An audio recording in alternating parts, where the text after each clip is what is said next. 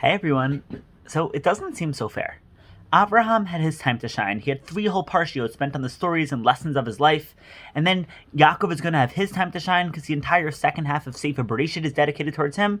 But poor Yitzchak, he only gets one parsha, Parsha Toldot. And it's the only place where we get to hear the stories of Yitzchak's life and learn about the legacy of Yitzchak's life. But it means that if this is the only place we can learn about Yitzchak, in order to truly understand who Yitzchak was, we really need to look at every aspect of his life carefully in order to truly understand what we're supposed to glean from the life of Yitzchak Avinu. So let's take out your scalpels and divide up the parsha. If you look at the physical parsha in a Tanakh or a Chumash, and you look at the way it's physically broken up, it's broken up into 4 sections, 4 parshiot. The first section is the birth and the early life of Yaakov and Esav. The second parsha, is the stories and the adventures of Yitzchak and Rivka when they go down to the land of Gerar. The third parsha, the third section, is this one-liner about Esav marrying some not-so-great wives and how Yitzchak and Rivka aren't so happy with it. And because this is such a short section, just for convenience sakes, we're going to group it with the last and final section, the parsha of the famous story of Yaakov tricking Yitzchak and stealing Esav's bracha. So we have these, we're going to call them 3 sections. First section is the early life of Yaakov and Esav. The middle section is Yitzchak and Rivka go down to Gerar. And the third section is Yaakov and Esav getting brachot from their father Yitzchak. Now, before we actually analyze the content of these stories, the order of the stories should already begin to raise some eyebrows. Because we open with the birth and the early years of Yaakov and Esav, and then we seem to go back in time to talk about Yitzchak and Rivka going down to Gerar. We know this is back in time because there seems to be no mention of Yaakov and Esav, seemingly because they hadn't been born yet, because one of the aspects of the story that we're going to see is Yitzchak tells them in Gerar that Rivka was his sister, and it's kind of hard to tell someone that the woman with you is your sister if you guys have 2 kids together. So seemingly, first we have the lives of Yaakov and Esav, then we go back in time to Yitzchak and Rivka going down to Gerar before Yaakov and Esav were born, and then the last section is we go forward in time to speak about Esav's marriage and Yitzchak giving the bracha to Yaakov and Esav. These events seem to be out of order. This second story, this middle story, the one of Yitzchak going down to Gerar, even though it chronologically came first, it seems to have been intentionally moved and intentionally hidden away in the middle of these 2 stories about Yaakov and Esav. And it's true that Ein Mukdam U'Muchar B'Torah, that the Torah doesn't necessarily have to be in order. It's allowed to be out of order, but normally, if it's out of order, there's a reason why the Torah is written out of order. Why does Hashem seem to intentionally put things out of order and hide the story of Yitzchak before he has kids and sandwich it in the middle of these 2 stories of Yitzchak after he has kids, after he has Yaakov and Esav?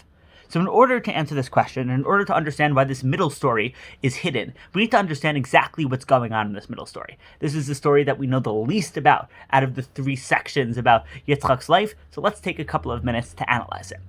This middle section, the section of Yitzchak going down to Gerar, if you look in the Chumash, it can be broken up into 4 main stories. The first is Yitzchak goes down to Gerar to escape a famine, and when he gets there, he lies by saying his wife is actually his sister. The second story in the middle section is Yitzchak digging a bunch of wells. The third story in this middle section is Hashem tells Yitzchak not to worry because he will protect him. And the fourth story in this middle section is that Yitzchak makes a treaty with Avimelech, the king of the Plishtim. Do any of these stories sound familiar to you? They should, because each of these stories also occurred with Yitzchak's father, Abraham.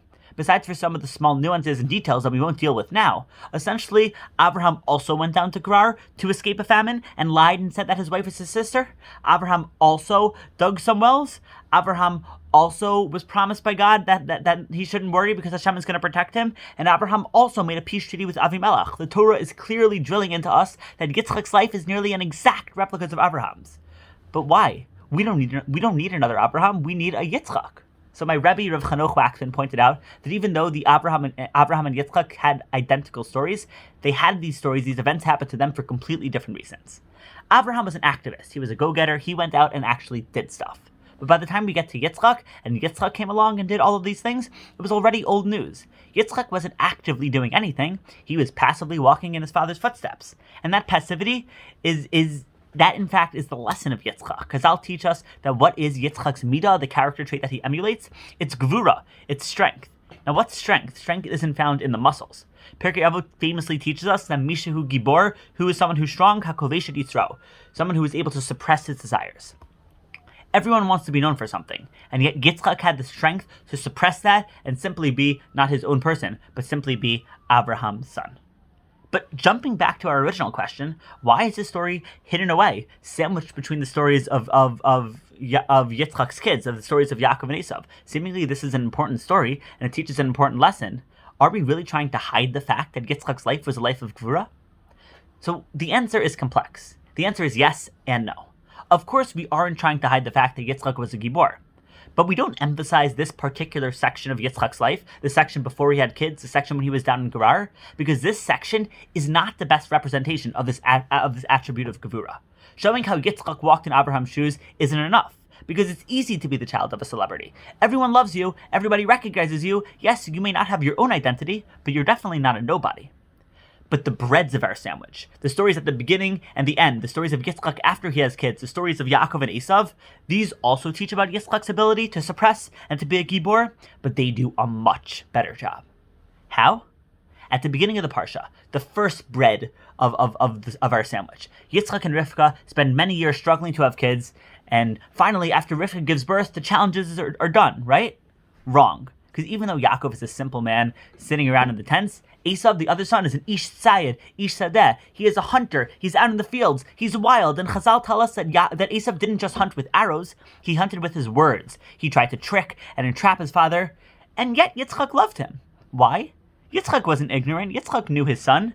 And Chazal paint Yitzchak as naive to Esav's actions because that's simply how Yitzchak painted himself. Yitzchak, odds are that Yitzchak, the quiet and reserved Yitzchak, wasn't personally a fan of Esav's wildness, and yet he was able to set his feelings to the side. Yitzchak was able to love his son Esav not despite Esav's personality, but Vayahav Yitzchak et Esav kitzayid befiv. Yaakov loved Esav because he was a hunter. He loved Esav for who he was. The Torah definitely doesn't paint Esav so well, and Chazal definitely don't do a better job, but it doesn't matter to Yitzchak. Because even though Esav isn't the quiet son that Yitzchak always wanted, Yitzchak is able to suppress himself in order to love Esav for who he is. And the same thing is true at the end of the Parsha. We're told that Esav married some not-so-great wives who upset Yitzchak, and yet, in the very next psukim, Yitzchak is able to suppress that feeling towards his son and still give his son the bracha that he deserved. So in short, what is the legacy of Yitzchak that's supposed to come out of Parsha Toldot? The legacy is Yitzchak's gvura, his strength and ability to suppress. And even though, yes, the story of him traveling down to Gerar before he had kids is one aspect of the suppression, because Yitzchak simply followed in Abraham's footsteps instead of taking his own footsteps, it isn't the most impressive aspect, which is why we don't emphasize it. We kind of hide it away in the middle. Why is it not the most impressive? Because it's not hard to be a follower instead of a leader. Honestly, we probably spend way too much time being a follower instead of being a leader. But what are the most impressive aspects of Yitzchak's gvura? The ones that we want to emphasize? Those are the ones that we mention at the beginning of the Parsha and at the end of the Parsha, in the breads of the sandwich. Those are Yitzchak's abilities to suppress his personal feelings towards his son Esav and love Esav for who he was, as hard as it was for him. Because this is much harder to do than simply passively walk in someone else's footsteps. We always say that the Torah is here to teach us lessons. And the lesson here is not that a person should always suppress what they're feeling. Throughout Sefer Bereshit, we hear about the different avot who have different characteristics, so that we can learn about all the different extremes. And then with those extremes, we could develop within ourselves a healthy balance of each of them. Yitzchak's attributes of number one, being a follower, even if it means the spotlight isn't always on you, but more importantly, number two, putting your emotions second and not always needing to be heard. This shouldn't be the only midah we possess, but it's an important one to have in our children pots in order to be healthy, to be well-rounded, and to be balanced over the Hashem. Yitzchak was one of the greats. So let's make an effort to try to learn from him. Okay? Everybody have an amazing Shabbos.